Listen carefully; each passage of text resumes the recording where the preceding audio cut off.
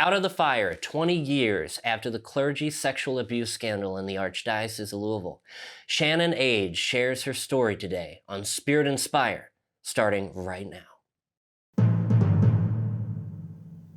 Broadcasting from the Cathedral of the Assumption in Louisville, Kentucky, this is Spirit Inspire.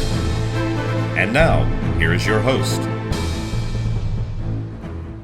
Welcome to another episode of Spirit Inspire, everyone. Today I'm your host, John Soule, and joined with me is my co-host, Isaac Fox. Hello, everyone. And Eric, of course, could not be with us today, so please pray for him and his family. Today we have a very special guest, and someone who I didn't even know existed until a few weeks ago, and it's been quite a miracle of grace, and now I consider her a good friend. So Shannon Age, thank you so much for being with us. Thank you for having me. Thank you so much. Absolutely. So, Shannon, you have a very, very powerful story, and I know the Holy Spirit we've asked to be with us, and especially as we prepare for Pentecost, the time in the church where so much goodness and fruit comes forth. We know that this time together will be that as well. We trust that. Absolutely. And so, you have a story to tell.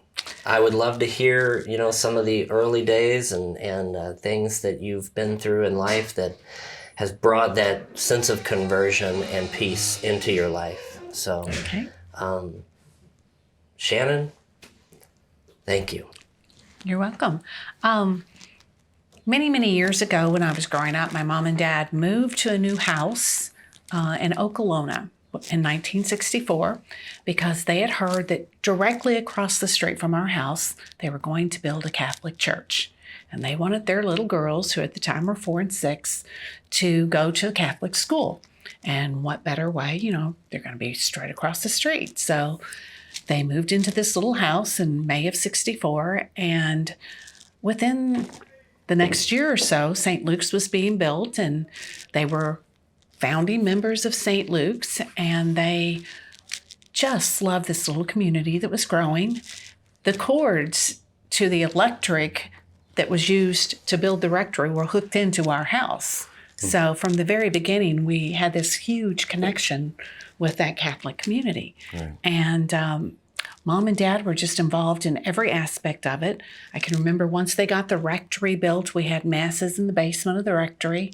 And then I believe we had them at a school somewhere for a while. And then the building was there. And, Mom and Dad again, Daddy was a lector. And this was just after Vatican II had come about. So everything was new and different to them, not so much to me. It was the only thing I knew, right. But new and different to them. They were always talking about this thing called the Baltimore Catechism.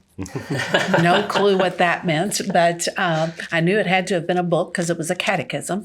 And they were trying to help mold this parish, along with so many other couples and young families, into this new Vatican II model of what a good Catholic parish should be. And so that was just where we were all the time. If we weren't in school, Debbie and I, once we both were in school, we were at St. Luke's doing something, and Mom and Dad were there all the time. At the same time that all of this was going on, my dad worked for the Kentucky Air National Guard. He was in plans and scheduling of all the maintenance of all the aircraft. And there was a chaplain that was at the Kentucky Air National Guard, and his name was Father Kevin Cole.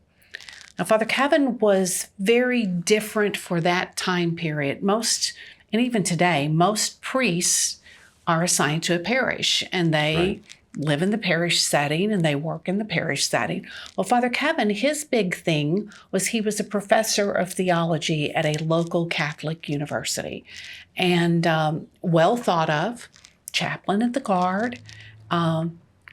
The most amazing thing above that to my mom and dad was that he too had a very deep Irish heritage. My father's father had come from Ireland in 1908. So, they had this deep love of everything Irish Catholic. And so they started a friendship. And both Father Kevin and my father were alcoholics. So this was usually part of the whole setting was, you always had your beers there with you. Right. Well, then he started bringing Father Kevin home. And Father Kevin was just amazing because, we were 4 and 6. We're little kids and we're always doing goofy things and saying goofy things. But this priest loved us. Mm-hmm. He was not at all put off by anything that little kids do. He loved to have us sit on his lap. I'm sure you all know from even when you had your own kids when they were real little, you would bounce them on the foot and, swing the foot up and down. That was a wonderful game. He was always bringing us little toys and taking us for ice cream, taking us here and taking us there. And he just became part of our family. He became a part of this whole thing because at the same time, my father introduced him to the pastor at St. Luke's and told him that because he didn't have his own parish, he could actually sub if needed. So he was just all in. And we thought this was such a blessing to have someone in your faith so closely connected with the family. And, everything was just wonderful. Sure. And at the age of 4, which I was, you don't have the level of intelligence, I guess I would say. You don't understand what's good, what's bad, what's right, what's wrong. You just know that if mommy and daddy tell you to do something or if somebody's okay, you trust them. There's no reason not to. They're your whole world. So, that's what we were told. Father Kevin is a priest. He's a good man, and he would never do anything because priests don't do that. Yeah. And so as this relationship kept growing, he started going on picnics with us at the local park, and we would do such fun things. He would literally roll down these big tall hills at this park. He would get on his side and row down the hills with us. It was so much fun, Yeah. He would get on the seesaw with us. I mean, he would swing us. Healthy human things. Healthy things. And he was just always there. He went on weekend trips that we would take to the lake. He was there for every birthday. He was just there. And Debbie and I thought that, Debbie being my sister, thought that was just a wonderful luxury that we had. We had this good priest. Then Father Kevin started doing some things that, and please, the audience, you must realize that when I'm talking of this time, you can't see it in the lens of 2023. Mm-hmm. Because we know different things. Right. We know stranger danger. We know good touch, bad touch, all of these things that had never been heard of in 1964. Right. So when I'm talking about these things, please remember, I'm talking of a different generation, actually 2 generations ago, that had different views on what was safe, what was not. And none of the abuse scandals had broken at the time, so Never. This was unexpected. Totally. Nobody would even have been on their guard. No one would totally. have ever would thought have of it. dreamed that anything could happen. Because Absolutely priests had a certain expectation, the church had a certain influence and standing in society that's very different than today. Absolutely. So in 1964, just a few months after all of these dinners where he would come out, I can remember in the evenings after we would go to bed, probably, I don't know if you all remember, there was these little Formica top tables that had metal all the way around them and the little metal chairs. That's the type of table my mom and dad had. So every time a beer bottle was raised, my dad was Sterling, Father Kevin was Stroh's, you would hear them clink on the table, and you just knew that they were just out there talking, and they usually were having discussions about theology or having discussions about stuff going on at the guard, which again, totally normal. But one night after dinner, Father Kevin asked if when the kids go to bed, would you mind if I said their prayers with them? Mom and Dad were like, well, sure, Father, that would be great. You can lead them in prayers. And so after we had our baths and we went to bed, Father came back in and led us in prayers. And Perfectly normal. Perfectly normal. At the time, Debbie and I slept in one room together. And, he just said prayers with us. yeah. And then a few weeks later, after dinner was over, he says, Dottie, how about while you're doing the dishes, I'll go ahead and give the kids their baths so that, we can get them to bed and just have a little more time. And she was like, okay. Dad said, sure, I'll just go get us some more beers and I'll be waiting for you, Father. So he gave us our baths, a 4 and a 6-year-old. So probably just a few weeks, maybe a month after that, he again came to them and said, I know you all never really get to enjoy a true evening out where you don't have to worry about the girls and you don't have to worry about getting up early the next morning. So if you want to stay out a little late, you can. He says, I've got an apartment at Bellarmine. Why don't you just let me take the girls with me and we'll go out to eat. I'll take them to our favorite restaurant. Shannon loves that spaghetti. We'll have dinner. We'll go back to my apartment. And then you can sleep in and those 2 cuties won't bother you. And that was the beginning. When he always took us to, it's a restaurant that is now gone in the Highlands. And he always got ravioli. I always got spaghetti and meatballs. I don't remember what Debbie got. And that was just our thing. And then afterwards, we went back to the building, and there were a lot of other priests there in the room. It was like a community room, if you will. And he introduced us and said that he was watching the little cuties for the night, and he needed to go now because he needed to get the kids up so that he could give them their baths and get them to bed. And so we went into an apartment. And I can remember there was a wall that went down the center portion of it. And on one side, I can remember there was a metal desk and I guess they're called foot lockers, what the military carry all their stuff in. Mm-hmm. And that was sitting there. And there was a coffee table. I don't remember a couch or anything. Debbie reminded me later on that there had been like a hot plate in the room. So I guess if he wanted to warm something up, he could. And then on the other side of that wall was his bed, a closet in the bathroom. And that was the beginning of it. Shannon, one of the things that occurs to me as you're getting into your story, and of course, the focus here, I think, is going to be on your story and the healing. The healing. But one of the things that does occur to me is, now that we're more aware of these kind of things, is the aspect of what would be called grooming does not relate only to the children, but to the parents as well. To the whole family. I help teach the high school religious ed classes at my parish, and so I had to go through the Safe environment. Safe environment. They were thinking, I couldn't think of the name, which is not a pleasant class to sit through. No.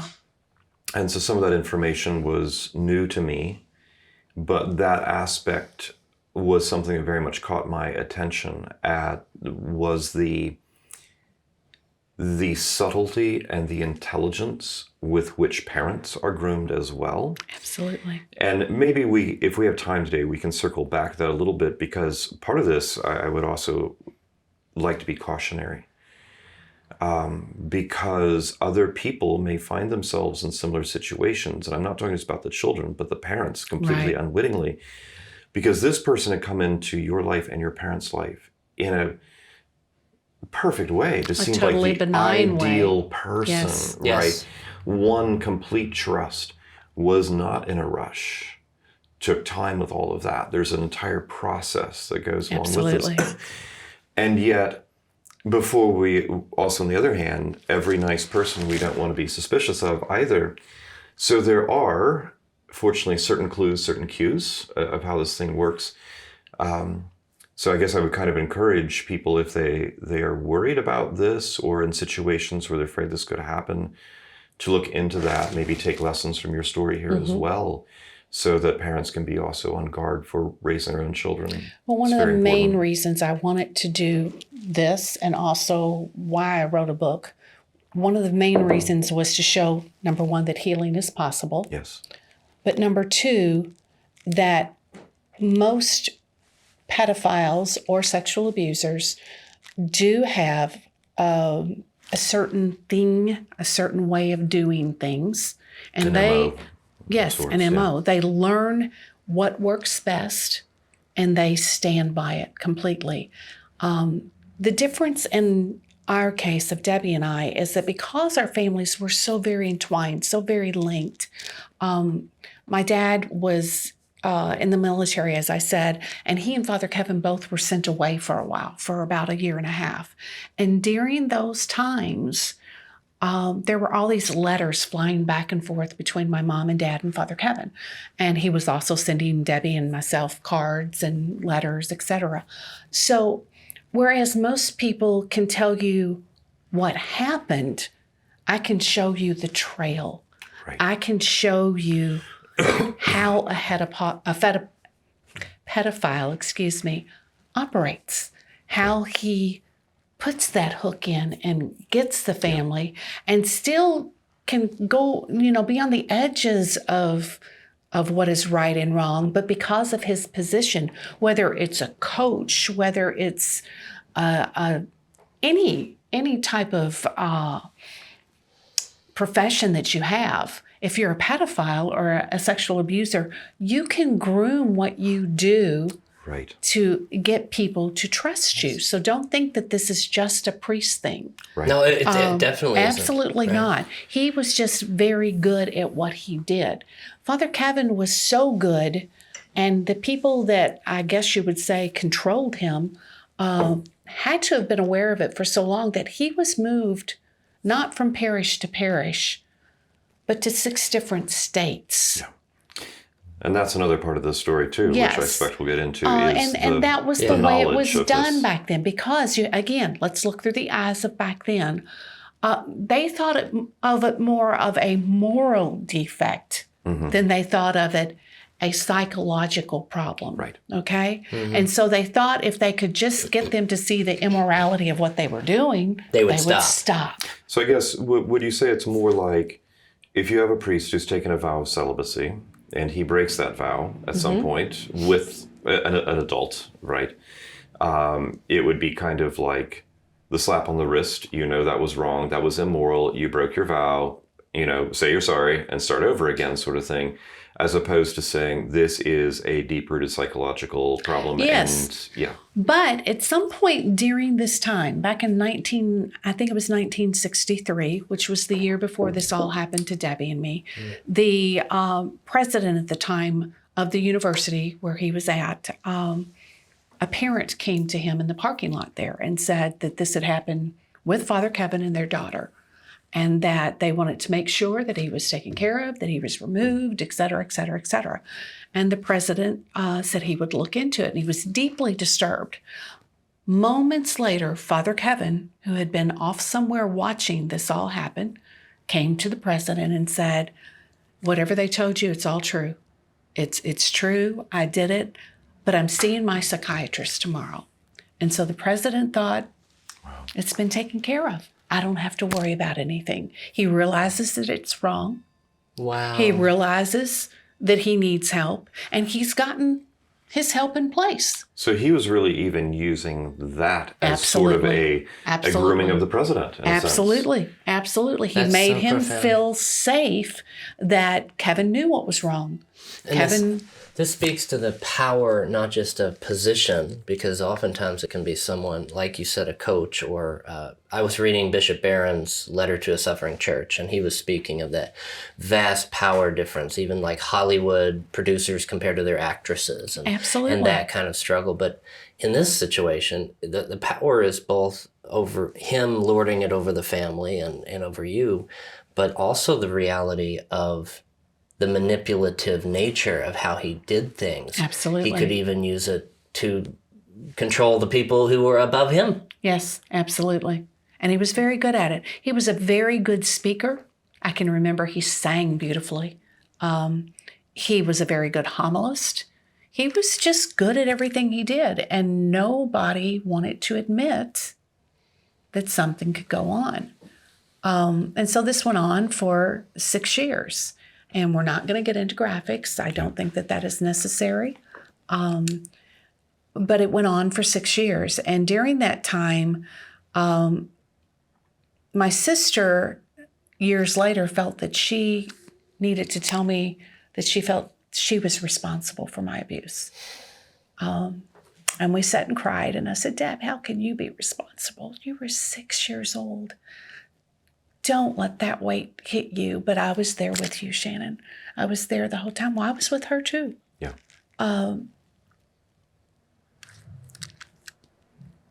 Even my parents didn't understand. So how was a 6-year-old child who knew what was going on supposed to protect her little sissy? So, and I think that goes very far in a lot of families here in Louisville, where an older sibling was abused by a priest and then found out years later that a younger one was. And they carry so much guilt, so much shame. It's an extra load. But you have to understand, people, they were all children. And there's no shame or guilt that should be ever put on them. It was no fault. They were doing what all. they were told to do. Right. Yeah. So the challenge we're facing here is this is not just your story, but this is the story of many who were involved in this. And with Father Kevin, but even other priests that, I mean, I'm not gonna try to jump ahead of the story here, No, it's, go right ahead. To me, the arc of this story is one of absolute suffering, death, but also resurrection and healing.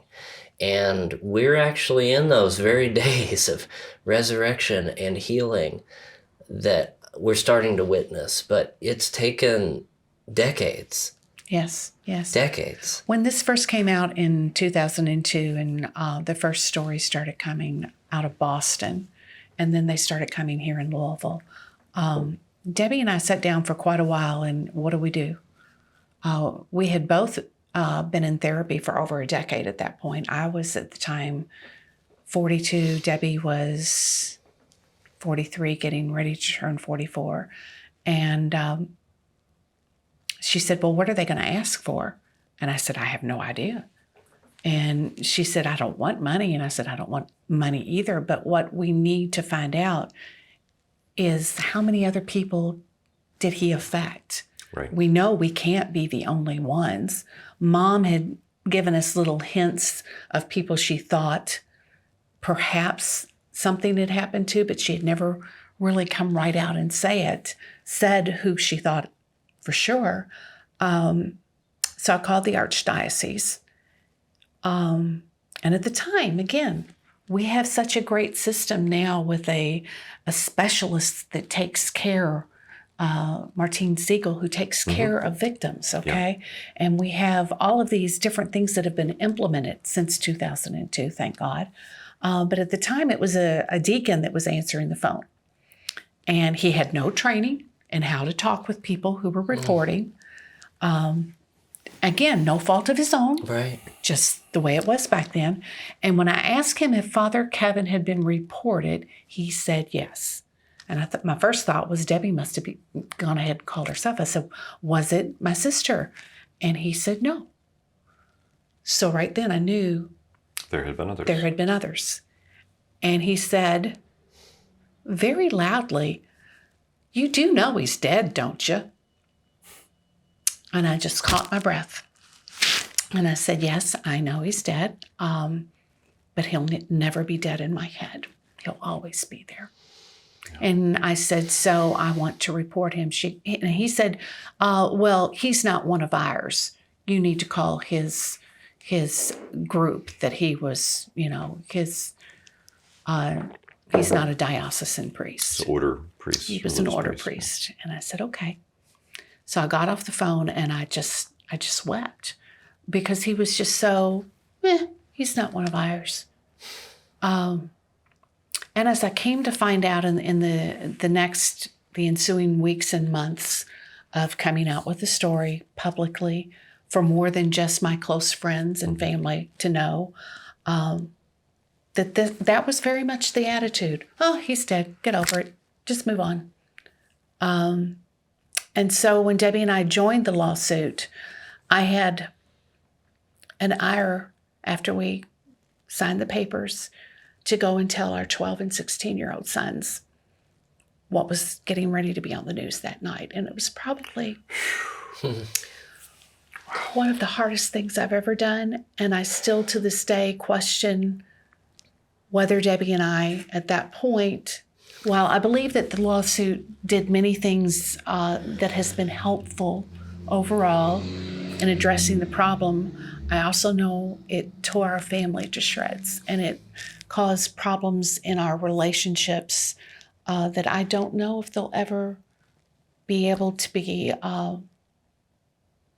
taken care of, because it just put them in a horrible situation. Two young kids, that all of a sudden their friends are talking to them about it, and it was not a good situation.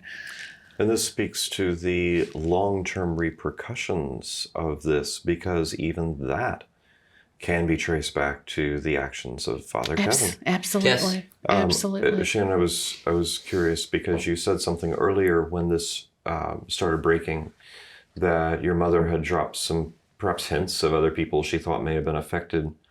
From what you have said of your parents, they seem to have been, concerned about the faith, active in the church. So I'm sure if they didn't know about this immediately.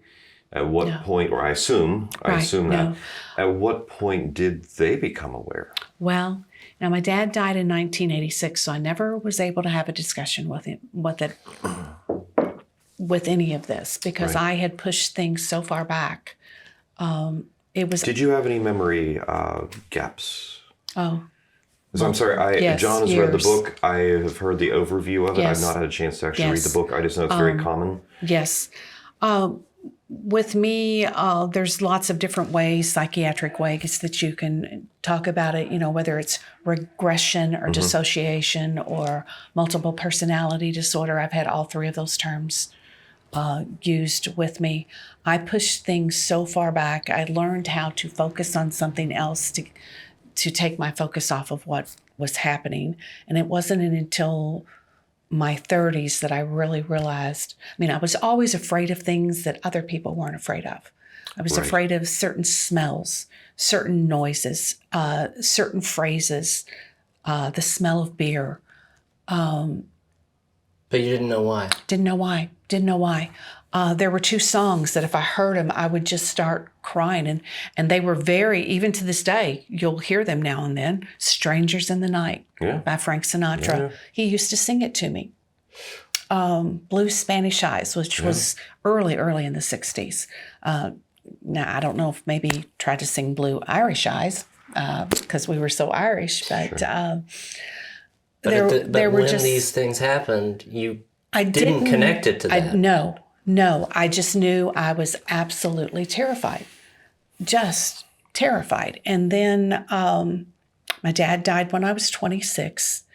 And when I was 30, Steve and I, my husband, started doing mission work in Appalachia. And Steve was not baptized into any religion. He had just known that from the day we started dating, if he wanted to see me on the weekends, it was going to be planned around going to church. Right. That was just the way it was. Good for you. And my dad, Bernie Shaughnessy, had one rule when it came to church attendance. One rule. The only rule. There was not a single reason why you couldn't be at church except for one exclusion. Your own death. If you were dead, then you could miss church. Gosh. Okay. All right. That was it. My mother was right there with him. Yeah, my mom and dad, the greatest thing. That's good. The greatest thing my mom and dad gave me and I will cherish it forever, is my faith in God and my faith in the Catholic Church. Okay? It was the meter by which we measured our lives. It was the foundation of every decision we made. And so that has been the mainstay of my being able to get out of this, even though it was so much a part of this. When I was 30, as I said, Steve and I were in this mission work, and all of a sudden my husband decided after a year and a half of mission work that he wanted to become Catholic for sure. Wow. Now I must go back a little bit. My husband and I went through 2.5 years of RCIA. I never knew before my husband that you could fail RCIA. Not really fail it. Right. Not really fail it. But he would get to the end of it and he was just like, I just don't know, Shannon. I just don't know. And there was a nun at the time at our church, Sister Catherine Hanrahan, Sister Kitty, as we all called her. And she kept telling me, Shannon, just shut up. You talk too much. Just shut up and pray. Okay, sister, she said, you need to stop talking to him about it. He needs to make that decision on his own. So in November, the weekend before Thanksgiving of 1991, we were doing a mission trip down to Eastern Kentucky, and we would always have Mass at this little glass-enclosed chapel on Mount Tabor. And after Mass was over, Steve came to me, and we were getting the kids, who were very little at the time. I guess Patrick was 2, Austin was 6, getting them in the car, and he says, I have something really cool to tell you. And I was like, okay. So we get in the car, everybody's all buckled in and everything, and he says, I told Father Tom that I want to come into the church. I want to be baptized right here on Mount Tabor. And I was like, yeah, okay. And he said, no, Shannon, really? I said, yeah, we've been through this a couple times, hon. I'll believe it when I see it. So this is on a Saturday night. So Sunday I was at work and I am told that my husband is calling me, and I pick up the phone and he says, guess what I did? And I said, no idea what. He said, I called Mom and told her I'm joining the church. He had always worried about his mother because they were very much So that was like the big anti-Catholic. step. And when Huge. he told me he called his mother, I was like, oh my God, you're really going to do This is this real. time? And he said, yep, I'm going to do it. So our best friends at our parish sat with us for a couple of weekends putting together this whole wonderful Mass. 32 people from St. Luke's, including Sister Kitty, our singing nun, traveled all the way to Eastern Kentucky, and Steve was baptized, and it was a glorious day. It was just wonderful. My mom went along, and oh my Lord, she was just, singing to the high heavens. That's She so was beautiful. so happy. But just preceding this, I was starting to have a lot of nightmares again. And a lot of smells and sounds and things were really starting to worry me. And I would be on my way to work, and I would, at 6:30 in the morning, I would be thinking, something is wrong with me. There is something really wrong with me, but I don't know what it is. I just know something is very not right. So Steve gets baptized on February the 8th, 1992. I'm a date person, okay? Yeah. I could tell Hey, you, me too. I could tell you the date of just about everything that's ever happened in my life. Wow. And on May the 7th, my mom and I were talking on the phone, and she told me that one of my cousins was at Our Lady of Peace. And this cousin, to me, was one of the most put together, in control. I mean, she was just all that. Yeah. And when she told me, she said, you do know. I said, well, why is she in there? And she said, well, her dad abused her when she was young. And I was like, oh, okay. And she says, well, you do know Father Kevin abused your sister. And it was just like dominoes, Pandora's box opened, everything just started running through my mind, and I wanted to go. I just wanted to run. I remember I told her I had to go, and I hung up the phone, and I just sat there. I was just like, oh my God, that's the key. Yeah. And so all these memories just started flooding and flooding and flooding and flooding. And for 3 days, I kept it to myself because I was terrified. My husband just joined the church, and now I want to run. I don't, I've got to get out of here. My goodness gracious. And 3 days later, I finally sat down with Steve and I said, I have something horrible to tell you. He said, okay. Now, at this point, we had been together almost 12 years, 11 years, 12 years. We had been married 9.5 years. So we did a lot of years together. Yeah. And here I am going to tell my husband something that I never really had understood about myself, and just lay this bomb on the table 3 months after he joined the church. And so I said, I have to tell you that Mom just told me something 3 days ago that made me understand why I'm weird, if you will. And he said, okay. I said, Steve, I was abused by a priest when I was little. And he said, I know. And I was like, wait a minute. What do you mean you know? I just have discovered this myself. How could you possibly know? He said, the day that we got married, we were getting ready to leave to go on our honeymoon, and your dad took me aside and said, Shannon has had some really bad things happen to her when she was little. A priest really messed her up when she was a small girl. Please be gentle with her tonight. And I just lost it. I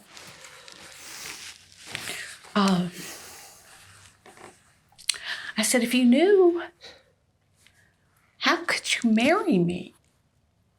You've always called me your virgin bride. How? And he said, Shannon, what he did to you, you couldn't control. You are my virgin bride. And so for the next few weeks, I was just all over the map. 1 minute, I haven't known about this all this time. Let's just put it back in the box. Don't want to look at it. But then on the next minute, I was having all these horrific nightmares and flashbacks and seeing everything in my head. And so I went to the deacon at our parish. I didn't want to go to the priest for obvious reasons. Right. But I went to the deacon, and he listened to me. This deacon was so dear to us. He was Steve's godfather. Wow. And when he got done listening to me, he said, can I ask you one question? And I said, sure. He said, if it hasn't bothered you all these years, why would you even want to bring it up now? Jeez. And I thought, oh my God. Okay. All right. And we hung up. About a week later, the phone rang again. And this was long before you could look on the phone and see who was calling you, Right. But I picked up the phone, and he told me who it was. And he started just apologizing. Shannon, I'm so sorry. I know I must have wounded you even more than you're already wounded. I handled it totally in the wrong way. Can you ever forgive me? And of course I said yes, because this is a dear, dear man. He meant no harm. He just didn't understand, as so many people in that day didn't understand. Again, right, you go back to the culture. Yes. The early This was 90s wasn't a whole lot different No. from the 60s and 70s as far as the perception of the church. And he said, Shannon, I want to help you get some counseling set up. I'm going to call the order that he was with, and we'll see what we can get set up. And so he got counseling set up, and the bishop, auxiliary. Thank you. I can't say that word. Bishop at the time, his sister was my first therapist. Wow. And it was on a Catholic campus. She was a former nun, and we sat down the first time, and the first thing Martha taught me how to do was how to find a safe place, because she could tell that's what I needed the most. I had to be able to feel safe again. And she said, okay, so here's what we're going to do. You're going to find some place in your home, and you get whatever you need there. If it's a coffee cup, I said, I don't drink coffee, I drink tea. She goes, okay, a teacup. If you want to get a teacup, get you a blanket. If you want a stuffed animal, whatever you need to feel safe. And when these thoughts start coming, that's your safe place. You go there, and you just keep in your mind, you're safe. He's gone. He can't hurt you. That's in the past. Okay. I said, but what do I do when I'm not home? Because I'm a working mother. What do I do? She said, okay, we're going to find a way for you to go in your head to a safe place. And so we came up with this idea that my safe place was I was going to go to the beach. I was going to throw my beach towel down. I was going to put my suntan oil on. I was going to put my sunglasses on. I was going to get my paperback book. I was going to lay back on my towel. And this is where I was safe. Mm. And so many times people would see me in a trance-like state. Sometimes my eyes were open. Sometimes they weren't. What they didn't realize is whatever had just happened that made me go back there had now caused me to go to my safe place. And this is something, that was in 1992. That's 31 years ago. And I still go to my safe place from time to time. Other than my favorite safe place is no longer a chair. It's my honey. It's my honey. Steve is my safe place. My sons are my safe place. I know that they will never let me be in danger again. I think there's something so beautiful in what you were saying about that. When a person has these kinds of wounds, which have been inflicted by another person, ultimately, we know that only God can heal that. But he uses, as we see in the Incarnation, human means to do that. Absolutely. And the healing that you are beginning to tell us about and will continue in your story is not just the direct healing of God working inside of you, but your husband, who is also sitting in the room right now as we're recording this and hearing this. I was so moved. I was so touched by what you were saying about him. And what a beautiful lesson that is to the two of us men sitting right here, who are married men, and not talking about situations like this, but just the fact that we as married men can show the love of Christ to our children, to our spouses, and how tangible, how meaningful that is, because we're humans. We need that human touch. And insofar as we may have been wounded through another human, sometimes God uses another human to help bring that healing. Absolutely. And I just met your husband for the first time today, but he sounds like an absolutely amazing He's my human rock. being. He's my rock. I'm his pebble. He's my rock. Shannon, I have to say, as you share this story, it's very near and dear to my heart because, as I said at the beginning of this time together, that I didn't know you existed a few weeks ago, and by the grace and miracle of God, he brought us together, and it's something that I feel called to voice in the right way, but I always wondered why my parish went through such difficulties in the 1990s and early 2000s with our school closing, our parish almost closing, our parish burning down, all this debt getting loaded onto us, and we felt completely neglected and confused and lost for so many years. And even after we rebuilt in this resurrection, it didn't feel like that because our priest got depression after the abuse scandal broke, and I absorbed so much of this negativity, and then he died when I was 16 years old. And yet, at the same time, of absorbing a lot of that negativity, I absorbed the faith, the determination, the strength of my grandma being the director of religious education, and my parents, my dad being on the finance and the parish council, my mom in the choir and decorating for the church, and all the work that they did. My mom being in a Catholic rock band to raise money for the rebuilding of the church. Like these things that I always felt where there's a reason I grew up with this. And then as I went on my own journey of healing, that to stumble onto the beauty and power of theology of the body that brought so much clarity about my own family and my own self and sins.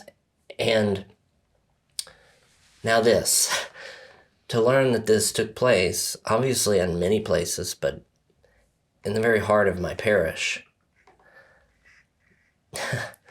it unlocked something in me, in my life. And I if God ever would have, if there was ever a reason that God would allow a church to burn down, it would be for what would have happened in that building. Well, and the funny point of that, Mom called Debbie the morning that the church was burning down. It was like 3 or 4 o'clock in the morning. And Mom was sitting on her couch facing the church burning down. And she was crying, and she told Debbie, I saw it come up, and now I'm watching it burn to the ground. And this was 5 years after Debbie and I had both started into our therapy, etc. And about an hour later, Debbie called me, and she said, the church is burned to the ground. And I was like, do what? She said, Mom said it's burnt to the ground. It's gone. I said, are we talking about St. Luke's? And she said, yeah. She said, it's burnt to the ground, Shannon. And we were both just in shock. And then later on, after the investigation went through, it was found that there was a short and an extension cord, I believe, in one of the confessionals. And Debbie had been terrified, just terrified, that the police were going to come and question her or myself, because she thought that they would think, now keep in mind at that time there was very few people that knew what had happened to us, but she thought that they would come directly to us and think we burned the church down because of what happened in those confessionals and in the sacristy and in all these other. My sister was terrified. And then when it came out that it had started in the confessional, it's profound. Yeah, It took years for her to get over that fear that somebody was going to show up at our door with handcuffs to arrest us because it happened in the same place that the fire started. I don't know that she ever got over that fear. I really don't. Debbie and I really, our whole way of dealing with this was so different. Not to say that mine was better than hers. There's a million ways to heal. And Debbie was a very, very sensitive child, easily upset. And she was one that carried everything in her heart. And Debbie was so wounded by what happened to us that she never overcame it. She, to her dying day, if you ask her why life had been so hard for her, well, you know what he did to us. Yeah. I mean, she never got to a point of healing. Some of the stuff that Father Kevin did to us was so intrusive, but also, I have to go to the story of the plates. You may see here there are 3 china plates. So it's up a little bit higher here. Okay. Camera angle. There we go. Okay.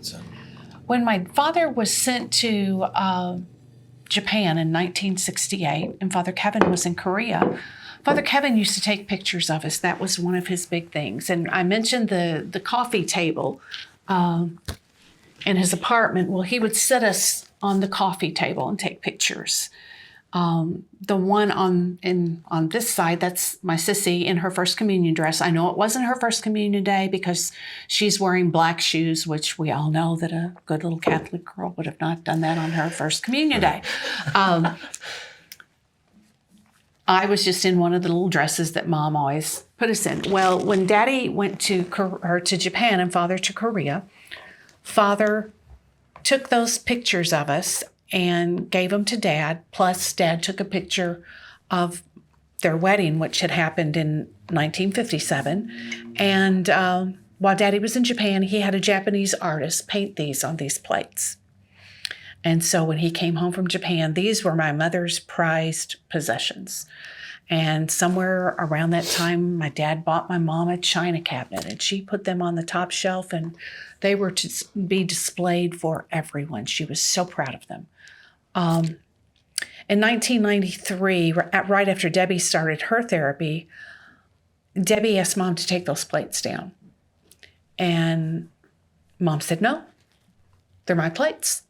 And Debbie said, Mom, I don't think you understand the significance they have to Shannon and to me, because those are pictures of us in his apartment that he took of us on one of those weekends.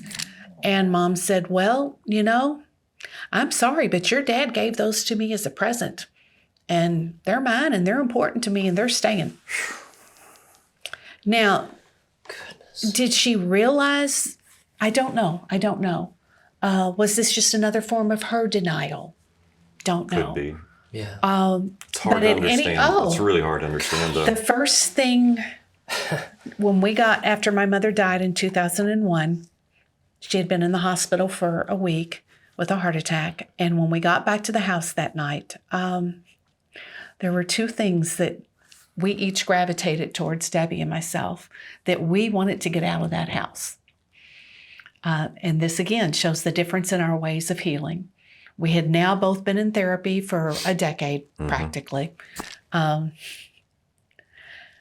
went to the kitchen cabinet that had these two little cups in them that Mother used to make us drink milk, breakfast and lunch, every day, and we both hated milk, but by Jove, you're going to drink I'm not going to have you dying from bone collapse and all this stuff. So I went straight to the cabinet and got those two cups out. I said, Debbie, in the garbage. Opened up the can, threw them in. She went directly to the china cabinet. And my sissy took the pictures down, and she handed them to me, and she said, I don't ever want to see them again. You can keep them, you can crush them, you can do whatever you want, but I don't ever want to see them again. And so I took them home and put them in my china cabinet on a shelf in the bottom.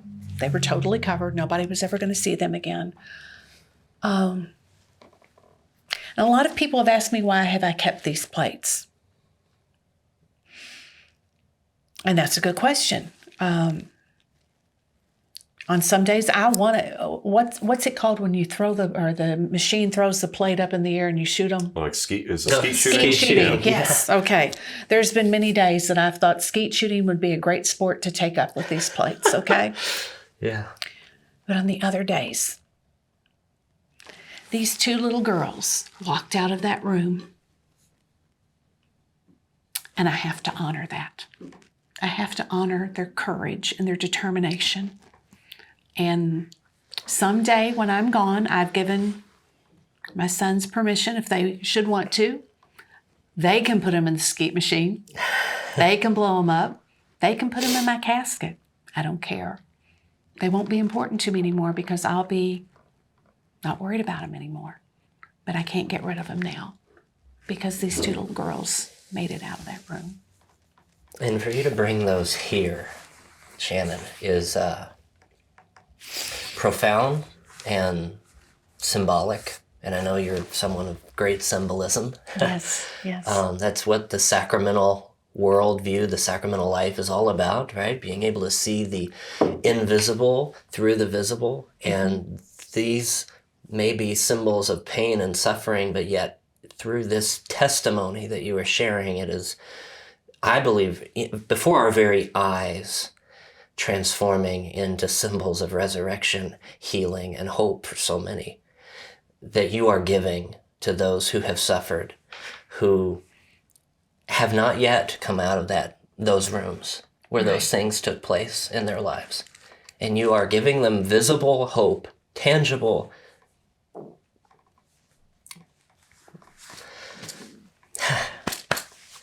a tangible reality that it's possible. It is possible. It is possible. And I think now what we need to do, if I can be so bold, we need to leave this behind and talk about what happened after. Yeah. Okay? Let's go Let's do that. on past, because that's where the real miracles happen. That's where the story happens, because I don't want to be stuck back there anymore. I have to say, before we move on to that, though, my sister never overcame this. My sister died in 2014. She was still very, very hurt, very bitter, very angry.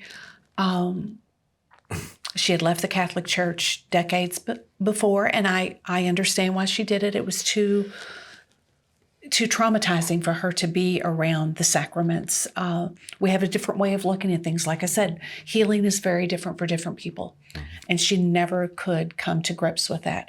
And she was very faithful in her new church. And she was, she had great faith in God. Yeah. Great faith in God to the day she died. She just could no longer profess it in the way we were brought up. Yeah. But we have to remember that one of the terms I used for years was that I was stuck in the muck. I understood the muck. I understood the depression. I understood at the time that all this stuff finally broke through. Now I understood why I tried to commit suicide so many times. Now I understood why I was many times my worst enemy, my own self, because I would do things that would cause these memories to come back up. Other times they just slap you in the face when you were absolutely not expecting it. And, I went through years, those first 10 years of therapy were brutal, were just brutal. But they were brutal for my family too. And they formed this core around me and finally helped me to realize that what lies outside of the muck is it's life-giving. And at that point, I started really learning how to rise above that muck and try to stay out of that muck. Yes, I might get slapped in the face again. That's always going to happen. But there are ways to still believe in God, still believe in the Catholic Church, still believe that it's the universal church that Jesus Christ set it up to be, to still believe in the sacraments, even those very sacraments were used in my abuse. I could still find beauty in those sacraments. And that's when the real healing began. And this was probably the mid-2005, 2006. I was involved in a lot of different things that were going on with the local survivors. And we were learning and trying to find new ways to heal. And everything, was doing pretty well. Until around 2009, 2010, my darling husband at that point of 15 years, I guess, somewhere around there, he decides he wants to be a Catholic deacon. And I was like, you are kidding me, right? This is a joke. All of that. Yeah, this is a joke, right? No, Shannon, I feel a calling. I'm like, hell no. There's no way. You do realize, dear, that in this archdiocese, for the deacon to be in formation, the wife, number one, has to sign off on it. Right. And number two, she has to go to all the classes. Oh, and my he gosh. goes, yeah. I said, you're crazy. You're out of your mind. There's no way in hell. So I called Dr. Brian Reynolds, who by that time, Brian and I were good friends. And I said, Brian, is there any way that, I could get like an exemption where I didn't have to go? And he goes, nope, Shannon, you have to understand the reason that we do that. It's because your husband in this formation period will be reformed. And you will be reformed. And if you don't journey with him, in that process, you're not going to recognize the man that comes out of this. So Steve asked me again. I said, hell no. So about 2 years later, he came to me again. He told me, back then he told me I was being insensitive, and I was like, so 2 years later, he comes to me again, and he starts this whole conversation again. And I'm like, really? We're going to go back here again? You really? Shannon, you don't understand. I truly have a call. I said, Steve, you know what I would have to go through. You know what we would have to go through. This is all less than 10 years after the lawsuits and everything, right? Yes. The lawsuits were 2002. This is early 2011. And so I talked to my pastor at the time, Father Scott, and he just laughed at me. He says, oh, honey, he says, you just never know what God's going to, what road he's going to take you on. And I'm like, he ain't taking me on this one, Padre. It ain't happening. Because I'm not going. Yeah, not going. So 2 or 3 weeks later, Steve said, after church, let's go for a drive today.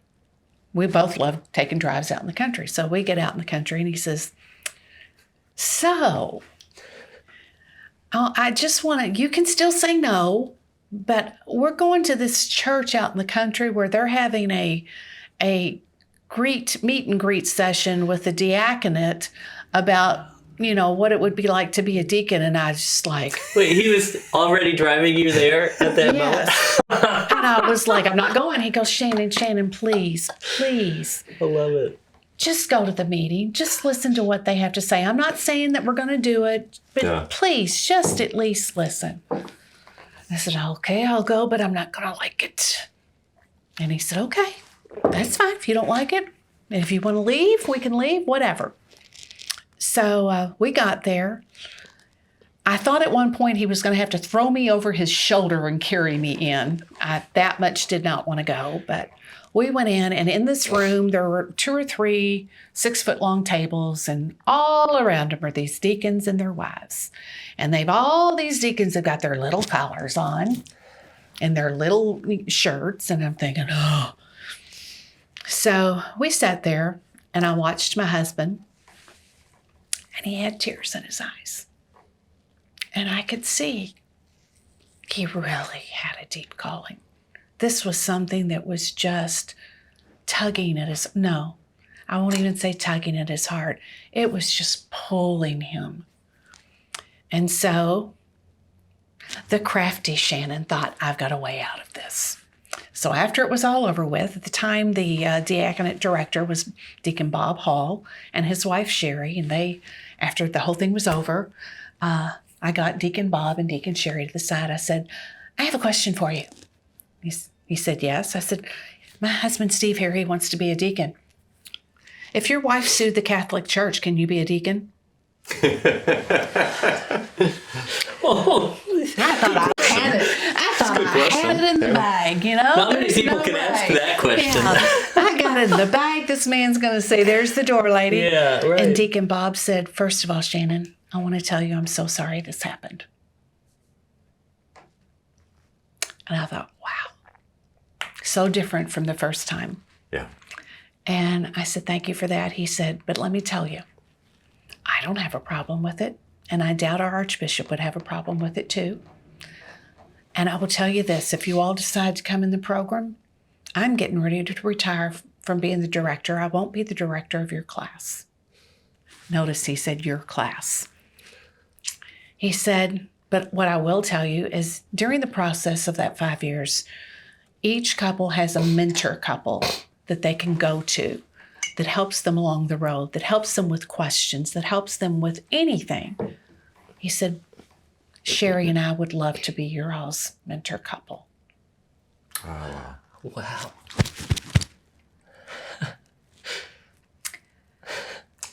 I could be a part of that.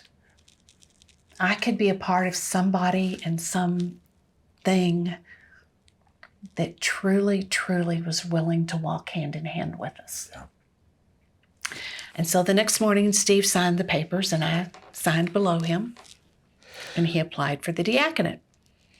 And it was beautiful, it was wonderful, and it was awful, and it was terrible, and it was triggering. And the people that became our classmates are some of my closest friends, our closest friends. They became armor around me. They carried both of us. They walked with us. They cried with us. At one of our retreats that we had to go every year to St. Meinrad's, which to me was very triggering. It's up on a hill, and all these guys are walking around in the same things that Father Kevin used to walk around in. At one weekend, I had become little again, as I call it, and Steve called one of our deacon wives, well, almost deacon, she wasn't a deacon wife yet, but one of the wives to come to the room. And she laid in that bed with me for hours. And, she was laying with this person who thought she was 6. And she stayed with me. And they all stayed with us. And they all... I know theologically, humans can never be angels. We are different entities. They are made differently. Right. But these people became my angel wings that held me up. What an act of love. I mean, that's so beautiful. It is. It is. And this was what led us through the whole diaconate formation, was this incredible... You had so many people in this room. There were 18 couples. We started out with 20, went to 21, and ended up with 18. But you had all of these people. We had people that had only graduated from high school. We had one guy that had a PhD in computers, which, I'm not a computer person. It gives me the EVs just to think about it, okay? We had school teachers. We had retired Navy. We had a retired lieutenant colonel in the Army. We had a mammographer. I did that for 40 years. And all of us, all we wanted was to figure out how to use our gifts in the best possible way through the diaconate process. We had people that were NASCAR fans and others that were wine connoisseurs. It was such a mixed group of people, but we just gelled, and it was just phenomenal, and it still is phenomenal. Speaks to the communion of saints even, the Absolutely. uniqueness of every single person when they live their vocation fully. Absolutely. Right. Absolutely. And the connection to the angels and the saints, right? There's Absolutely. that beautiful imagery that we need. And that's the army, the cloud of witnesses watching over us that give us strength. But that cloud of witnesses is also the people in our lives now. Because if we believe in heaven, we're on the path towards sainthood right now. Well, and you never know. And this is something that I always ponder on. You never know what your inactions, your words, not using words, what effect they're going to have on other people. Yeah. Okay? As Sister Kitty told me, sometimes you just need to shut up and pray. And other times you need to actually be proactive and do something. Yeah. In the diaconate, Steve and I both found ways of being with people many times in hard situations that you would think it could tear you apart, having to listen to pain and stuff. But it brought our marriage even closer together. And I'm sure if you talk to any diaconate couple, they would voice the same thing, because it's Christ-centered. Your whole ministry is learning to be servant to all. Right. You're not supposed to be in this ministry to be on display, Right. to be, oh, wow, I'm a deacon wife. No, it's about service. It's about being down there in the muck with the other people and helping them to find their way out of the muck. Yeah, this is a wheel of fortune. This is like a totally different experience of service and pouring yourself out for others. Yes. And it requires an openness. And it's almost like God knew exactly what you all needed for deeper healing. Absolutely. And that was the step you didn't want to take, No, but I he didn't. knew it was the path. Yeah, and I've got a lot of penance still to do over all those hell no's, How many times I told him hell no. And I have to tell you, my God has a great sense of humor. Otherwise, I wouldn't be here because he has to have really, my plans and in his timing. Oh, absolutely. Always in his timing because, I'm a very impatient person sometimes. So I'm like, God, now. And, I think we all are. Yeah. Right. And I've had to learn, and especially in the last few years, I've finally come to accept God has a plan. Mm-hmm. Okay?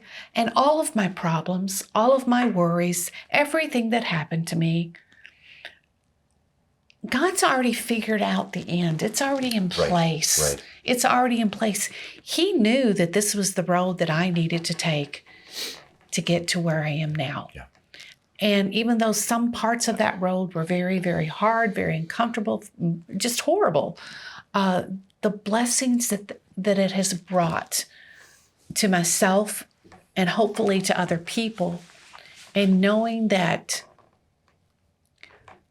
I think I've talked to you a number of times about this, John. I've been asked so many times, how can you believe in this God who didn't stop the abuse? Okay, first and foremost, we would be nothing but robots if God had not given us our freedom of will, okay? Right. I don't want to be a robot. But unfortunately, sometimes, many times, we can use that freedom to do things that are hurtful, tragically in some ways, to other people. Sometimes we mean it. Sometimes we have no idea we've even done it. That's why we always, confess of our sins of commission and sins of omission. Because sometimes it's what we should have done, but we didn't.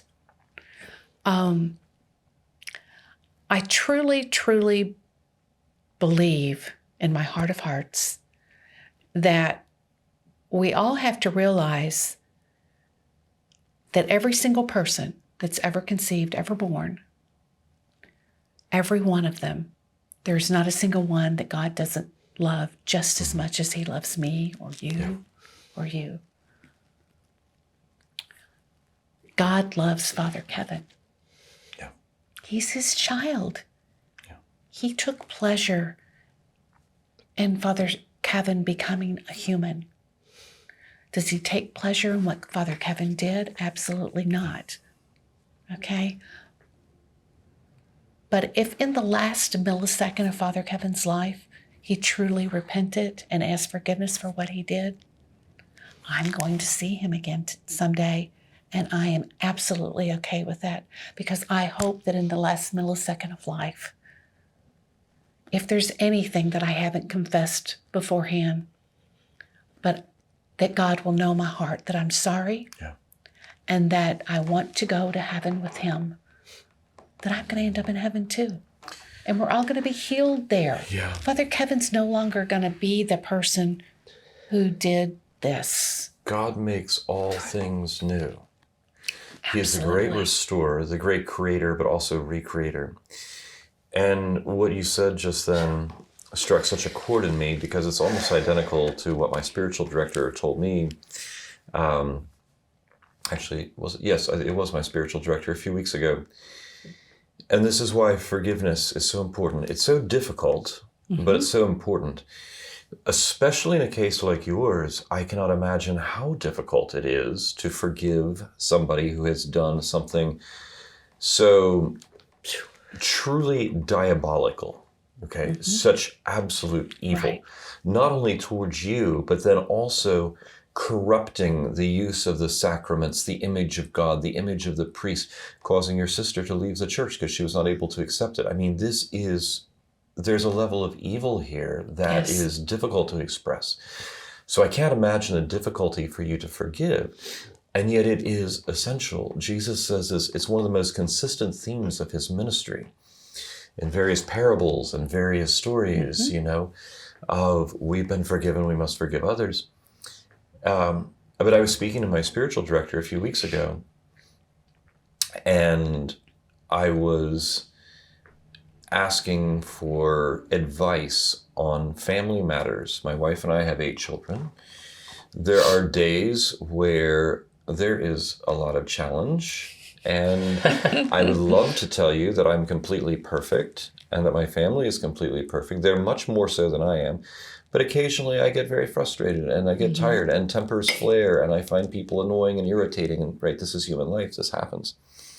And I was asking for advice on this, on, how to be more patient, how to not lose my temper, how to not be so angry when someone I think has offended me or annoyed me in some way. And his point was, you have a wife and children, don't you want to be with them in heaven forever? And I said, yes.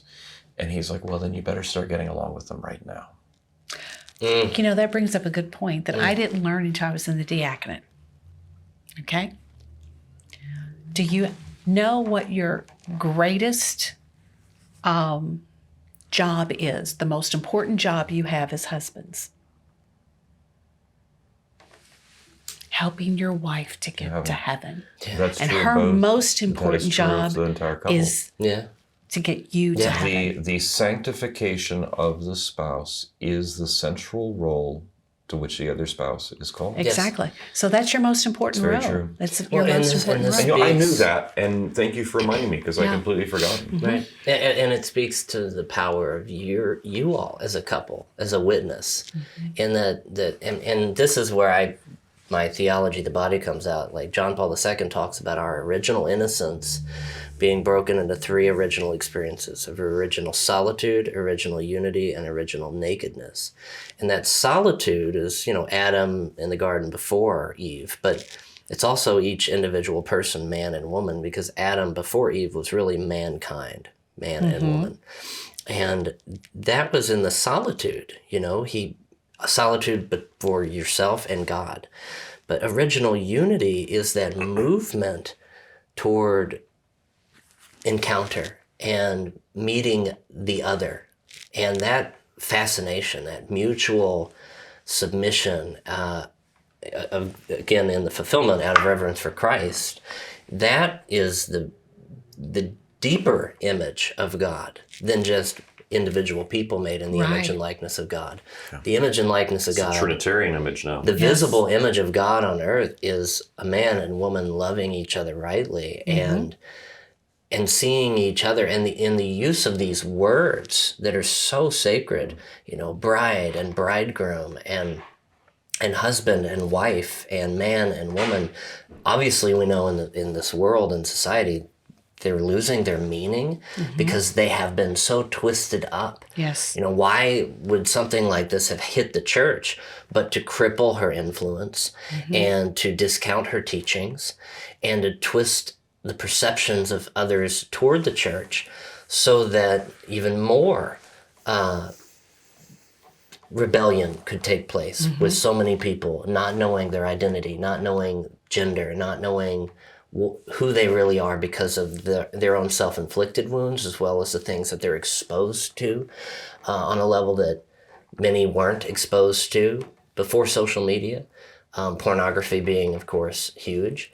But the things that took place in your life were well before any of this hit. And yet, it was also the 1960s, which was the height of the sexual revolution. When all the twisting of the culture was going to be happening. It really started exploding from there. Absolutely. And, something else that I think that we've learned, too, back then when Father Kevin went to seminary and everything, he started in the 8th grade.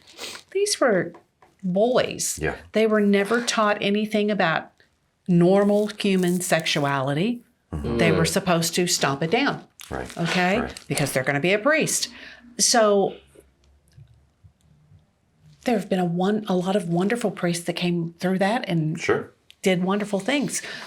But we can now see that we have to, even if we're going to say, you want to be a priest, we can start doing classes. We can't stomp things down. They still have to be taught how to deal with their own sexuality, even in an abstinence. Yeah. In abstinence, you still have to understand your sexuality. And I think many times that could be part of the problem with some of these priests. They were so ill-formed in that segment of their life that they didn't know what to do with it. I would imagine that if someone is older when they enter the formation, it would be a little bit easier to discover at that point if they have any psychological tendencies and so forth that may not have come up earlier. So, Shannon, you were talking earlier, and I think you used the word a couple of times about being stuck in the muck. Yes, right? yes. And the first half of this conversation, we were talking about the muck. And then you're talking about the journey to the diaconate, and this is the getting unstuck part, the healing, which we want to get around to. So maybe we could take like a short break and then talk about the rest of the getting unstuck from the muck part. Okay. Yeah, let's do that. Sure. All right. Well, everyone, we'll be back shortly with more of Shannon Age's incredible heroic story here on Spirit Inspire. See you soon.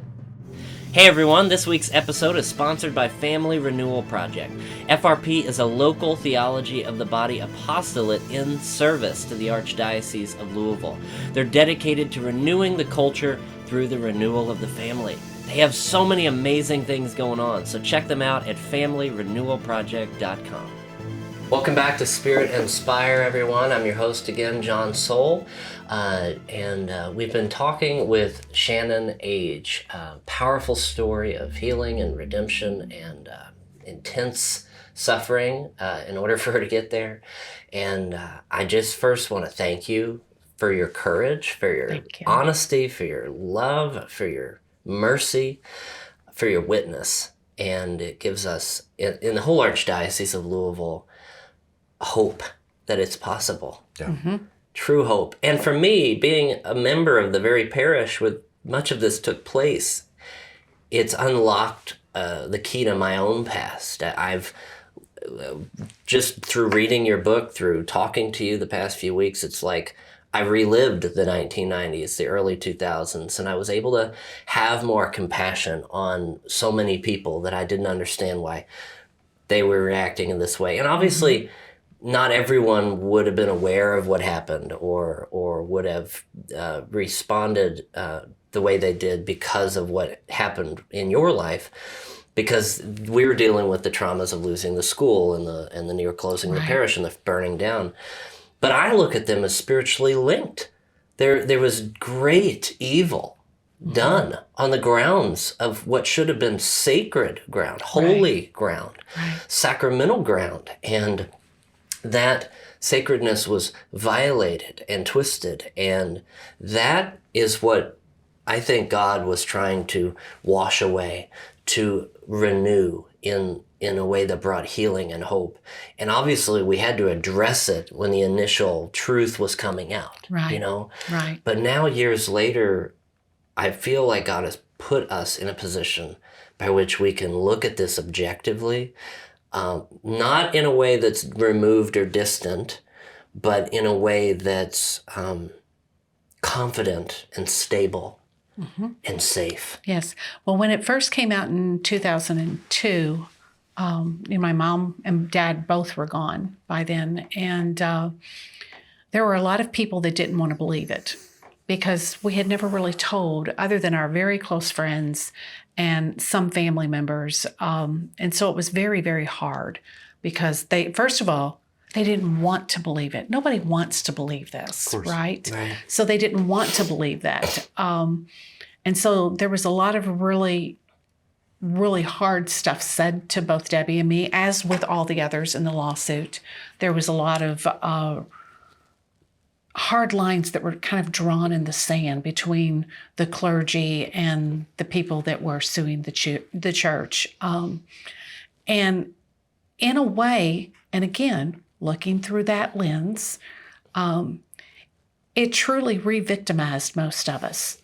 Because all of a sudden, we're now bearing the burden of, because of us in this lawsuit, this church is being closed and that person's losing their job and this organization, and that was what people were saying. I had so many people that said to me, I didn't give my money to my church for somebody like you to have it. Goodness gracious. It was never about the money for us. The only way we were going to get the Archdiocese to the table to change policy was if we did something like this. Exactly. And years later, after Dr. Reynolds and I became friends, he too was grateful that we had done it because these policies had to change. Correct. In addition to the policies we changed in the Archdiocese, a group of the survivors went on about a 8 or 10 year journey of changing laws in the state of Kentucky, because up until that time, unless you were actually raped, if you were abused from the day you turned 12 on, unless it was an actual rape, it was considered a misdemeanor in Kentucky. Are you kidding? No. I did not know that. So a group of us started working on that, and then more people came in and kind of took over the process, and we got those laws changed here in Kentucky. Praise the Lord. For the kids. Yeah. Okay, right. So these are things that happened that even though it was so painful to feel like everybody was shaming you, well, you've already had your say, you were in the newspaper. We finally felt like we're making progress here. Yeah. We were told by some of our closest friends and by the person who was in charge of Catholic Charities at the time, who I had worked with for years as the social concerns chairperson at our parish. He told me that the day that I sued the church, I sued him personally. This is our Catholic Charities telling a victim. It's horrible. Now, 20 years later, everything, I won't say everything, but the vast majority of opinion has been changed. Right. We're now seen as the survivors that we are, that what we did had to be done, that we did not cause anything bad to happen. Right. Bad things happened to us. And to see that turnaround has been so healing, so very healing. What a lifetime you've endured. Absolutely. And I know from probably 2002 on, so many people would come to me and tell me, you need to write this down. Right. You need to write a book. And I was like, oh no, I just really don't want to go there. Well, then I started 5 years ago. I started going back. I'm one that sporadically journals. I'm not a good person that journals all the time, but I might journal here and then 2 years later journal something else. And I started going back and looking at all these journals, and I had all these really great journal entries as I was going through, all the way back to the very ending of the book. The last thing in here that I wrote was a poem. And it says, race, race, race away time, fly past like the raging wind, leave behind a whispered memory of times past and fantasies of then. Roar like a lion and peak like a mountain with all your dreams to come true. Shine like a star and glow like a candle for a future that's bright and new. I wrote that 2 days before I met my husband in 1981. Wow, that's how long these journals have been going on. So I was able to start pulling from them. And I got a rough draft going. Mm-hmm. But it was always re-traumatizing to dig back into that. It was just, so I would write for a week or two and then I'd throw it in the closet and say, I'm never touching it again. And Steve would say, oh, no, you got to pull it out. No, I don't. So this went on for 4 years. Yeah. And finally, I contacted a lady that I used to go to church with who helps people to write books. And she has a company that covers every part of the writing, the publishing, all of this kind of stuff to help you move from one step to the next, to the next, to the next. And I said, I'm stuck here. I just don't know what to do. And she said, okay, we'll get together and we'll figure out what to do. So for, I think it was 6 or 8 weeks, she would come over and we would spend 3 hours a night going over what I had written, what she thought would be okay, what she wouldn't, after she read my first draft. Well, when she read the first draft, she came back to me and she said, Shannon, first of all, I love you. Anytime somebody starts off with, first of all, I love you. Yeah. Oh, gosh, prepare yourself. I was like, okay, Stephanie, what? She said, what you've got, the bones are good, but I want you to have faith in me and I want us to tear this apart and put it back together in a totally different form. And I'm like, but I thought I was done. I thought we were just polishing. She said, will you trust me? And I prayed on it for days. And I decided she was the one I needed to trust. And so we came up with a totally different format, the format that you now find it in, where I would give history, and then I would give a journal entry, and then more history, and then more journal, so that you could... It's a mystical journey to read so that this. you can take a breath in between. So it's just not so mired down. Right. And it was the perfect thing to do. And so then we went to the editing phase, and the editor is vastly accomplished, vastly wonderful, knows what she was doing, and I felt like an arrow had struck my heart because this was my baby. Yeah. And I reacted not to the best of my ability. And she still finished editing for me even after I was ugly. Thank the Lord. And so anyway, I got through that stage and we just kept moving on and moving on. And about a month ago, the book came in the mail. And yeah, can you hold it up a little bit, Yeah. kind of like towards this camera? Yeah. Let me see if I'll get a close one. But When I Fly is A Journey the title Out of this. Darkness. Where can Shannon? Where can people find this? You can find it right now on Amazon. Okay. You can also go to my website, which is all run together. It's Shannon Age, ShannonAge.com. It'll take you to a link to order it. Or I've been doing book signings around town. My next book signing is this coming weekend. It'll probably be over before this comes up. For sure. It's at a quaint little shop in Highview called Kim's Pickens. Kim has been, she was our youngest son's confirmation sponsor many moons ago, and she invited me to come there and do one. I'm hoping to do many more.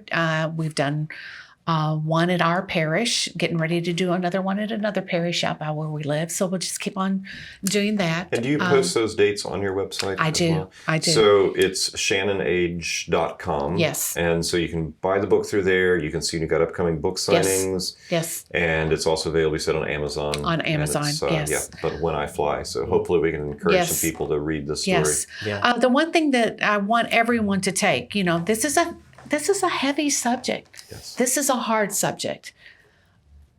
But my goal for this book, the biggest goal, was to show that it's possible to overcome. Right. Okay? The next goal was to show the whole process that a perp can use to get the family and the kids involved. Yeah. My next goal was, I'm hoping someday, I've already had a couple of mental health professionals that said that they want to give this out to some of their clients. Excellent. Hoping that it could be used in schools that teach about psychology, psychiatry, anything to do with mental health, to show that grooming process. Yeah. Because I've got so much information here. The other thing is, I'm hoping that it'll be used in seminaries, so that the men that are going through seminary can recognize if there is someone in there, can also recognize how to help people that someday will be their parishioners, that perhaps maybe it's not a priest. It could be their father. It could be their uncle. It could be the fireman. It could be anybody. Because this happens. This happens. This happens. You mentioned earlier, you said that it isn't just priests. Statistically, the home is number one. You've got it. School teachers are unfortunately next after that. And it is fundamentally, these people are in positions of authority or trust. Yes, always. And so it is a devastatingly widespread reality right now. And so I think that every priest is going to have parishioners at some point that have dealt with this, and they need that ability to be able to understand their pain, their wounds, and their story, and the ability to also help them in that journey. Right. There's one chapter in here that I addressed the whole thing of clergy abuse versus other types of abuse. You have to understand that each one has their own stigma. Each one has its own really hard points. I have numerous friends that were abused by a family member, and the family ostracized them because they broke up the happy family. Gosh. Yes, and it's horrific. It's horrific when the abuser is allowed to still be in his role, his role, and yet the ones who have been abused are asked, maybe you better not come because he's going to be here. And it's horrifying. It's horrifying. You spoke earlier of re-victimization when the lawsuit happened. Yes. And one thought that kind of popped in my head then and that it's really tragic, but there's a difference because you were doing that to help other people. Yes. And so there is something that relates to the passion of Christ in that suffering. In the first, it's like it just happened to you, as there's this seeming pointlessness to that.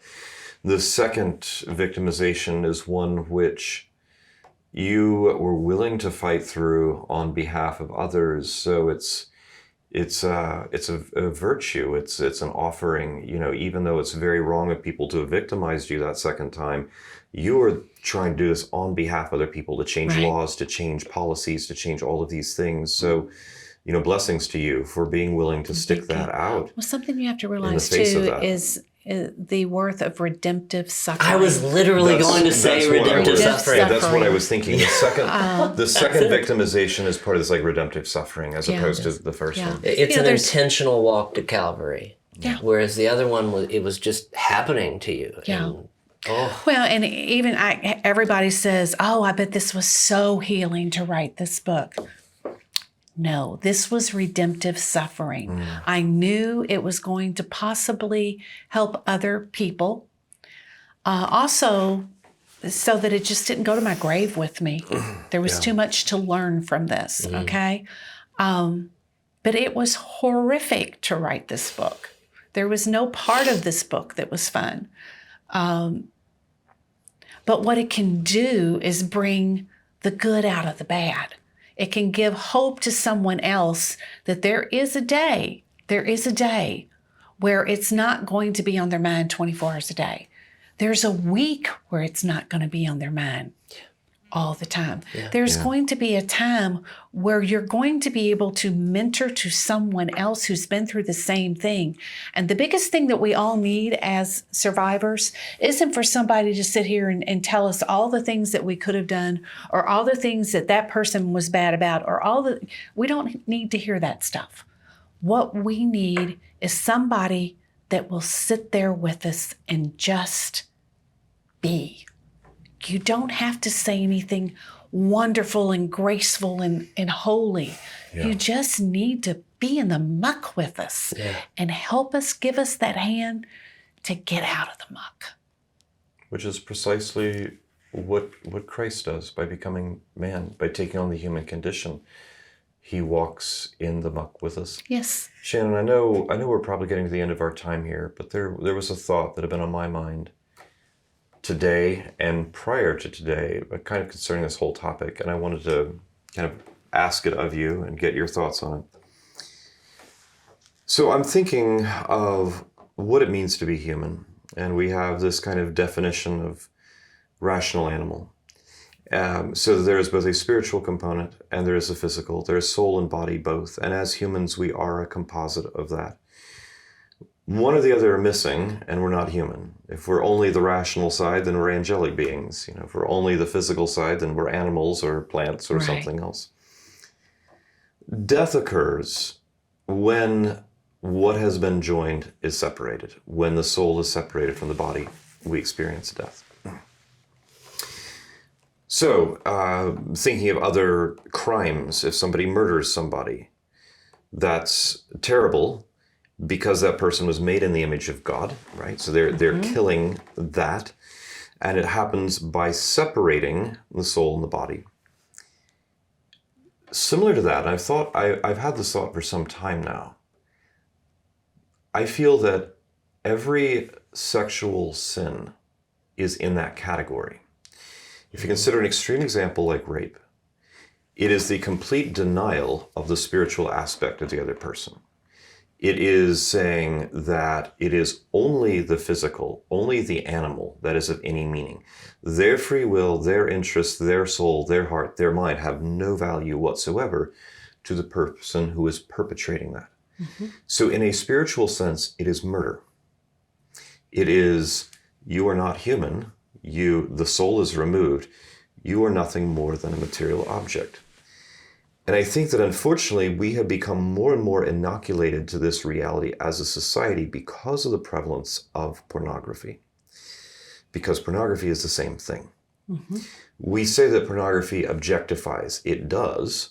But what that really means to me is it denies the humanity of the other person. Yes. It reduces the other to only an object, to only the animal, to only the physical, which again, in a spiritual sense, is murder. And as far as pornography goes, we have wholesale accepted this in our culture to where it's not only not frowned upon, it's even considered healthy by many people, right? You know, mm-hmm. It's like a positive thing. Whereas both the people involved in the pornography and the actual action of it have been dehumanized for years. And we have addictions and all kinds of mm-hmm. things that flow from that. And then those viewing are taking the same and also reflecting that back upon themselves, mm-hmm. reducing themselves to, I am merely this as well. Right. And so the reason I bring that up is because for many, many years, I didn't understand something about abuse. I didn't understand why one of the common results of it is things like depression, low self-esteem, and poor self-worth, right? We hear all these terms thrown around. I always thought, well, somebody hurt you. Wouldn't you be really mad at them? Wouldn't you say, I didn't deserve that? But what has happened, especially as a child, and I finally came to realize this through understanding this whole concept, mm-hmm. particularly as a child, when one is more susceptible to those subconscious things that affect you for the rest of your life, you have been told you are nothing. Again, it's spiritual murder. You have been told that you are nothing more than an object. You are not even of the level of human. You are certainly not of the level of being made in the image of God. Mm-hmm. And this is one of the reasons to me why it is such a great evil. And it not only denies the humanity of the other person in general, which any form of abuse or rape do, but it also denies a particular portion, namely the childhood, which is so precious, so fundamental, so foundational for everything that follows. And so I think that many people hear these stories, but they don't fully understand what the victim has been through or why the victim later on expresses certain emotional and psychological traits they do. Oh, yeah. And so I think it's important for us to understand that. But in every case of abuse, a person has been told, not through words necessarily, but through actions, you are of no value. You are not made in the image of God. You are not even human. Mm-hmm. And if that happens to you as a child, you cannot help but take that with you for years and years to come. And then so often people will engage in self-destructive behavior mm-hmm. because they realize they have no self-worth. Or they've been taught that, not because it's true. It's funny you should say that. But because it's gotten stuck into the subconscious. Our youngest son and I were talking about this, just a few weeks ago. And he says, Mom, think about it. With what all happened to you and Debbie, you both should have ended up dying in a gutter somewhere when you were 25 years old, a crackhead, meth head, alcoholic, prostitute. Happens. And it does happen. Yeah. Often. I'm told because of the very early age that we were, our whole sense of self was still being formed at that. Right. And therefore, our whole sense of self was absolutely skewered. Right. We, of course, felt worthless, both of us. Yeah. We both felt like objects. Men, Yeah. Thank God. I did not feel have responsible for it, as if there was something about me that absolutely, made this happen. absolutely. Now, I will say I never felt that for the mere reason that. But some people do. I'm just saying. Oh, that's absolutely, understandable. absolutely. Yeah. I think it was because I was so indoctrinated at such an early age. I was told that I was God's bride and he was God's man and this was God's love. Okay? Pure evil. Shannon. Yeah, and pure this little First Communion dress here. We have pictures that we took, or my parents took, whoever, that day when I made my First Communion in that dress. And I've had to come to terms with this just of late in getting all the pictures ready for the book, that he literally took that. I truly believe he believed that, okay? Because the same day that this happened, that the pictures were taken at my mom and dad's house, later on that evening, we have pictures of Debbie and me in his apartment on that table getting pictures taken. So we know what happened that night. He always, once we made our first communions, as long as we could wear those dresses before we outgrew them, that was like, I don't know, sexy clothes for him. But it's meant to be a wedding dress, a veil, a sacred object to communicate a deeper reality. But that just shows the level of his illness, right? The level of his illness. And Lord. Yeah. So again, when people, one of the things that I get most angry with is when people say your triggers are your own. You take care of your triggers. Well, I'm sorry if I smell beer, or if I hear strangers in the night, or, a myriad of different triggers that I have. Yeah. And I may be doing well, might have been doing well for a week, a day, a month. And all of a sudden it slaps you in the face. And you're back there. You're back there. Yeah. And you have to dig yourself up again. So I think the thing is, you have to realize you can always dig yourself back up. Now, sometimes it takes longer than others, but you can. I can remember in Father Kevin's apartment when I would be rocking under the desk and I knew what was going on with Sissy. For years, all I could remember was the rocking, that I would just rock. And as my husband would tell you, anytime I'm upset, anytime I'm triggered, whatever, I start either rocking or swaying. I've learned that that's called self-comforting. Yes. Okay? Yeah. Didn't know it. Didn't know I was doing it. But if you see something like that going on, that's usually what is going on in my head. Of course, because of the whole, I am Father Kevin and blah, blah, blah, blah, blah. Father, the name Father, Father God, not possible. Not possible. Anything male was scary. And so here I am, I'm supposed to believe in this male Father God and his kid, Jesus, the boy. Probably 4 or 5 years ago, I started seeing on the internet all the time these pictures of my first day in heaven with Jesus, and you see Jesus hugging a woman, or you see Jesus with little kids, or whatever. Yeah. And I finally came to realize when I was rocking under that desk, I was sitting in Jesus's lap, and he was rocking me. He was there with me then. And that's a real safe space.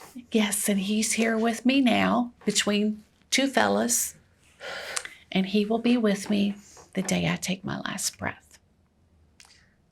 I think, Shannon, that's where, what I was saying a moment ago, where this goes, because there's two things that I really want to emphasize to anyone listening. As you said, it's not anybody's fault that this happened. No. This happened to you. But the result of being left feeling dehumanized or of no worth, I think that, the devil is the father of lies. Absolutely. And I think the two greatest lies, perhaps the only two, that he's ever told was first to get us to believe something false about God, and the other one is to get us to deny the value of what we are, made in the image of God. And that viewing of oneself as of no account, of worthless, of not human, that is a lie which, to be completely blunt, comes from the very pit of hell. Yes. And everyone who has ever been abused in any way needs to hear 1,000 times, you matter, you count, you are made in the image of God, you are more than this, you are beautiful, you are good. This, you need to hear this. Everyone God's does. child. And that's the other thing is where Father Kevin objectified and denied the humanity. Christ does exactly the opposite. God becomes man and gives himself to us. He does not take, he gives. And I cannot help but think how Father Kevin twisted the sacraments, right? In your mind and the mind of your sister. And yet the reality is that Christ on the altar, when he says, this is my body given for you, is an act of pure gift. It is of no taking. It does not deny our humanity, but it offers to our humanity his divinity, which raises us up. Absolutely. And it is the antidote. It is the medicine to every wound, every lie, every brokenness. Well, for me too, the thing that's always brought me back, even when I wanted to run screaming from this very human, imperfect church that we have, is the Eucharist. I can't live without it. That's the bottom line. And there's no other denomination that truly believes that this is the body and blood of our Lord and Savior. And what does he say? This is my body given for you. This isn't my body to take and use at will and empty someone else out for the sake of myself. It's I empty myself out for the sake of you. And it's the exact opposite of pornography or objectification, abuse of any kind. And this to me, Shannon, is why I am utterly amazed that God would bring us together for this time. Because, I grew up at that parish. I grew up knowing that story and absorbing that story. But there was also a point where I had to find my own faith and healing and theology of the body, and I brought this intentionally, became the greatest source of comfort for me. And I didn't even read the thick book until about 2017, 18. And it was through reading it that I realized this truly, every talk I've heard, every other book I've read, this really is the antidote that answers this twisted up lie that Satan is. And Satan continues to maintain in the minds and perceptions of so many. Yes. That if we learn this language, it's not a teaching so much as it's a lens, a worldview. It helps us untwist the lies in the language so that we can actually find healing. And so I've started reading that book out loud, basically turning it into an audiobook. Right. In the confessional at St. Luke. And I did this knowing my whole life that the fire started in the confessional. I did that, and I started this a month before my wedding in 2019, just reading it once every time on the 40th anniversary of John Paul II, having delivered that particular audience. And now it's in that year of redemption where he took a year off, so I haven't been reading much lately. But we're hearing this story, and the fire started in the confessional, the very place where that took place. That's also the same space that my mom and my mom's sister were married on the grounds of the old church. That brought a lot of healing to my family. And it was in the same physical space where these things took place with you and your sister. And so I just thank you for your courage, for your resiliency, for your mercy. It, as I've said, it's unlocked a key in my own life, and I believe it's been the key to unlock so much healing and awareness and hope for so many in the Archdiocese of Louisville. Well, I want to say this too, to the people of St. Luke's. I know when my sister and I came out in 2002, they were devastated, but they were also, they felt like everybody was looking at them like, why did you let this happen at your church? They were no more guilty than Debbie and I were. And I hate that they felt that way. I hate that they ever felt that they had any part in it. They didn't. They did not in any way at all do or say anything that could have happened, made this to happen. And so they should feel no more guilt than I should feel for what had happened. It just is horrible that it happened there in their church, on their grounds. But they are not guilty of anything. No one there. So that needed to be said. Thank you for saying that. Mm-hmm. It's a great, because it feels like a debt that has to be repaid. But it's a debt that only Christ can pay in a beautiful way. And so, do you have any final thoughts, things that you would like to share as we conclude this episode today? Never give up on your faith.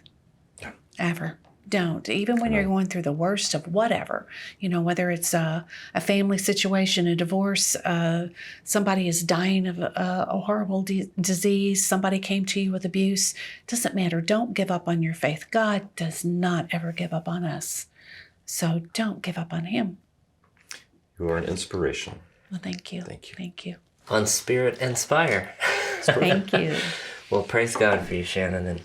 And thank you all so much for spending this time with us to hear Shannon's heart, to hear her story of incredible healing and redemption and hope for so many. And we pray for all those who are still suffering in this cloud of darkness. And we pray for the strongholds in our archdiocese to fall.